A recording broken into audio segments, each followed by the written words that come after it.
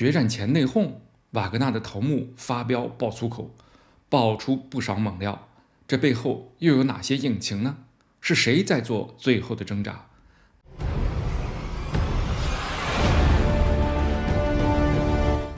各位网友们，大家好。近日俄罗斯瓦格纳雇佣兵集团的头目普里格金突然情绪大爆发，在他自己发出的视频中，他旁边是排放在地上的一片血淋淋的尸体，大概有40-50人，高清，没有任何马赛克。他大声怒骂俄罗斯国防部的高层，点名俄国防部长绍伊古和俄军总参谋长格拉西莫夫。而骂的原因呢，是因为瓦格纳在前线奋战，后勤供给却没有到位，弹药缺乏程度达到了70%。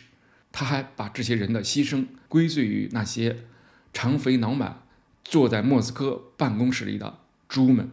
看样子他是气愤之极，每一句话里都至少有2-3个脏字。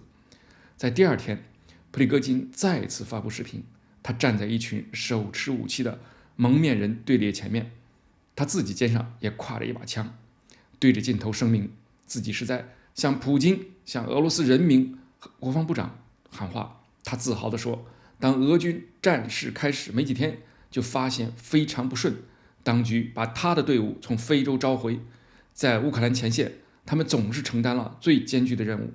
他列举了瓦格纳集团的桩桩战绩，同时也不忘嘲笑俄军仓皇撤退的行为。他指责俄军高层都是胆小鬼，既不敢下决心进攻，也不敢承担撤退的责任。他说，瓦格纳去年的战果遭到俄国防部的嫉妒，因此一些高层阻止向瓦格纳发放武器弹药，导致弹药短缺率高达90%。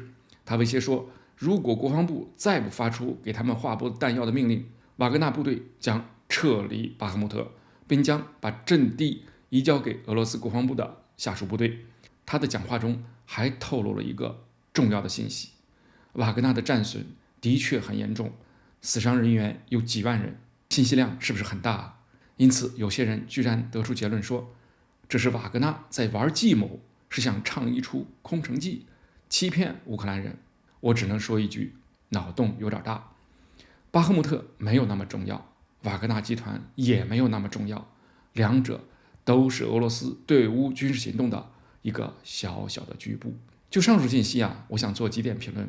第一，俄罗斯在乌克兰战事中引入瓦格纳私人军事集团，得不偿失。这个普里戈金本人就是个非常有争议的人物，有过因偷盗而被判刑的不光彩的历史。原来俄罗斯政府一直否认有这么一支队伍，现在等于承认自己曾经说谎。另外，瓦格纳集团公开招募监狱中的重刑犯，以减刑和自由为诱饵，吸引他们上前线作战。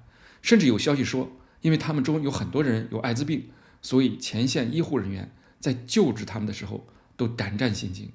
被俘虏的瓦格纳人员说，他们被迫轮流当督战员，被迫朝冲锋不勇敢的同伴开枪。